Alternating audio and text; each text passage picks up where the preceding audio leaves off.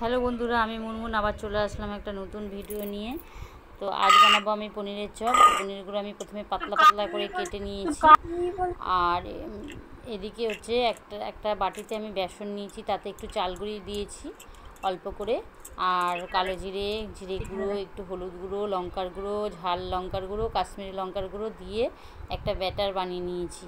ভালো করে নুন দিয়েছিলাম, দিয়ে ভালো করে ব্যাটার বানিয়ে নিয়েছি। এইদিকে পনিরটা আমি নুন দিয়ে, তাতে একটু নুন ছড়িয়ে দিয়ে, তাতে একটু চিলি ফ্লেক্সও দিয়ে দিয়েছিলাম ছড়িয়ে।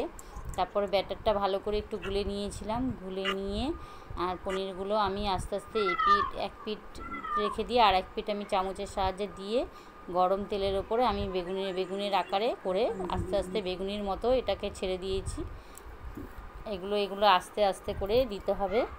আর দেওয়ার পরে এক পিঠ ভাজা হয়ে গেলে আর এক পিঠ এটা উল্টে দিতে হবে।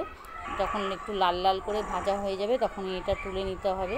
আর এইভাবে আমি পনিরটা পরিবেশন করেছি। যদি ভালো লাগে ভিডিওটা, প্লিজ সবাই আমার পাশে থাকবেন, লাইক কমেন্ট করে সাবস্ক্রাইব করে সবাই পাশে থাকবেন। আর রেসিপিটা কেমন হলো সবাই বলো। পনিরের চপ এইভাবে বানিয়ে খেয়ে দেখুন, খুব ভালো একটা রেসিপি। বেগুনির মতো খেতে লাগে অনেকটা, আর খেতে খুব টেস্টি হয়, খেতেও খুব ভালো লাগে বেশ। পনিরের একটা নিরামিষ পদ, খেয়ে দেখুন, খুব ভালো একটা রেসিপি।